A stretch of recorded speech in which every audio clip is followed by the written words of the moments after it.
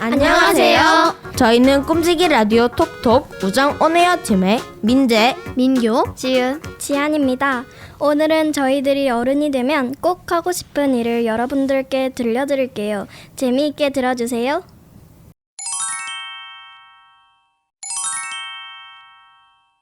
민교야, 너는 어른이 되어서 가장 하고 싶은 일이 뭐야?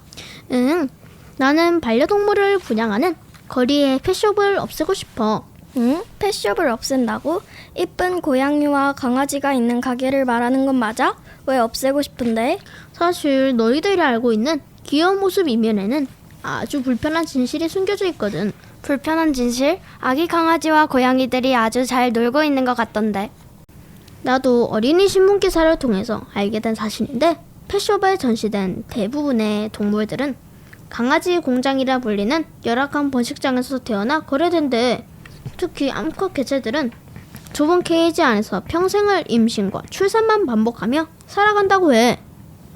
너무 안타깝지 않아? 어머, 듣기만 해도 마음이 아프다. 우리가 도울 수 있는 방법은 없어? 물론 있어. 예를 들면 미국 뉴욕주는 2024년부터 펫숍에서 동물을 판매하지 못하게 법으로 막았대. 캐나다와 독일에서 반려동물을 키우려는 사람은 펫숍이 아닌 동물보호소에서 반려동물을 입양해. 우리나라도 하루빨리 번식장이 사라지고 입양 문화가 자리를 잡았으면 좋겠어.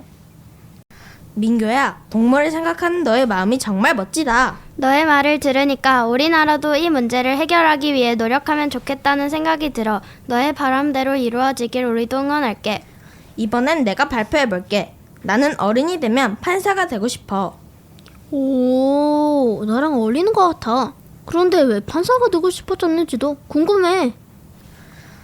인스타그램이나 유튜브를 보면 여러 가지 이야기를 하는 사람들이 많은데 그 내용이 진실이 아닌 경우가 너무 많더라고. 그렇게 사람들을 속이고 세상을 어지럽히는 나쁜 사람들을 징벌하고 선한 사람을 돕는 정의로운 판사가 되고 싶어. 그랬구나. 판사에 대해서 자세히 알려줄 수 있어? 판사는 법원의 법관을 뜻해. 그리고 판사는 법을 공정하게 해석하고 적용해서 분쟁을 해결하는 일을 하지. 그렇구나. 그럼 판사가 되려면 뭘 해야 해? 우선 대학교를 졸업하고 로스쿨의 3년 과정을 치러야 해. 그리고 변호사 시험에 합격해서 법원에서 약 2년 동안 재판연구원으로 지내다가 판사가 될 수 있어. 그리고 무엇보다도 법에 대해 잘 알고 있으면 좋기 때문에 법대를 졸업하면 더 좋아. 와, 꽤 긴 여정이네. 판사는 어떤 마음가짐이 중요할까? 그렇네. 판사가 어떤 태도를 가지면 좋다고 생각하니? 판사는 공정성과 중립성, 겸손함을 가져야 한다고 생각해. 판사는 누구의 편도 들지 않고 법과 증거에만 따라 판단해야 하니까. 그리고 판결 하나가 사람의 인생을 좌우할 수 있으니 언제나 조심스럽고 겸허한 자세가 필요하지.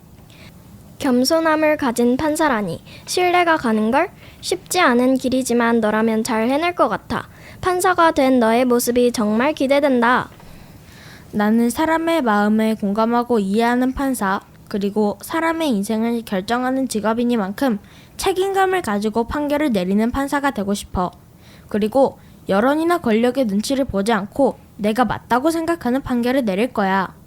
또 법에 대해 끊임없이 공부하고 자기 성찰을 계속해서 편견과 고정관념이 없는 판결을 내리고 싶어. 그렇구나. 너는 좋은 판사가 될 수 있을 것 같아. 맞아. 나는 법에 대해서 잘 알지 못했는데 너의 말을 들으니 흥미가 느껴져. 이번에는 내가 발표해볼게. 지은아, 너는 어른이 되어서 어떤 일을 하고 싶어? 나는 다른 사람들에게 꿈과 희망의 메시지를 전하는 작가가 되고 싶어. 작가? 꿈과 희망을 작가가 어떻게 전달하는 거야? 나는 어려운 환경에 처해 있는 사람들이 내 글을 통해 위로를 받고 다시 힘을 낼 수 있도록 용기를 주는 글을 쓰고 싶어. 그리고 내 글을 읽는 사람들이 장애인이나 노인, 어린이 같은 사회적 약자의 마음을 알게 되어서 그 사람들을 대할 때 편견과 차별 없이 대했으면 해. 그래서 우리 사회가 조금 더 따뜻한 세상이 되었으면 좋겠어. 우와, 너의 말을 들어보니 작가도 정말 좋은 꿈인 것 같아. 그런데 모든 사람들이 공감할 수 있는 글을 쓰기 위해선 많은 경험과 이해가 필요하겠는걸? 맞아. 그래서 나는 내 글을 읽고 그러한 마음이 들게 하려고 여러 입장에서의 나의 경험을 늘리려고 하고 있어.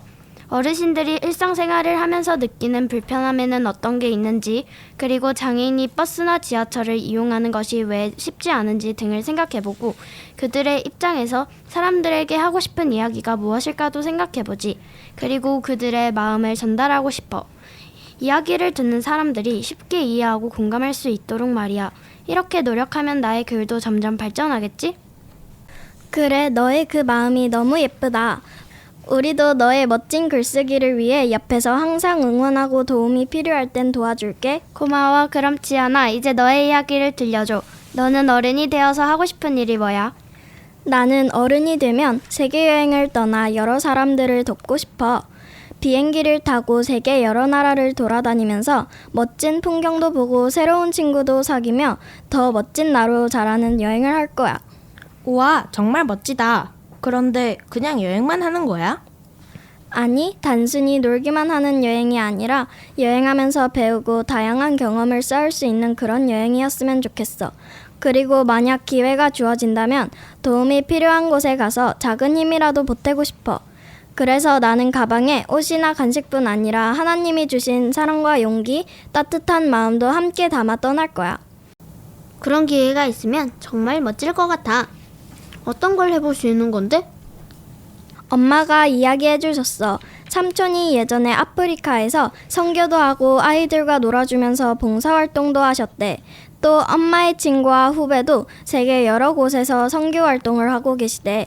그런 이야기들을 들으니까 나도 언젠가 그런 기회가 생기면 사람들을 도울 수 있는 여행도 해보고 싶다는 생각이 들었어. 지안이가 세계 여러 나라에 가서 봉사도 하고 행복도 나누면 진짜 좋겠다. 마음까지 따뜻한 세계여행이네. 정말 멋진 어른이 될 것 같아. 맞아, 지아나. 나중에 꼭 여행 사진 보여줘. 우린 너를 응원할게. 고마워. 오늘 이야기하면서 서로에 대해서 더 많이 알게 된 것 같아. 그리고 어른이 되는 게 설레기도 하고 더 책임감을 가져야겠다는 생각도 들어. 나도 이 방송을 듣는 모든 사람들도 자신이 정말로 하고픈 일이 무엇인지 한 번쯤 생각해보면 좋겠어. 그래. 지금까지 꿈지기 라디오 톡톡 우정오네어 팀의 민교, 민재, 지은. 지안이었습니다. 감사합니다. 다음에 또 만나요. 안녕.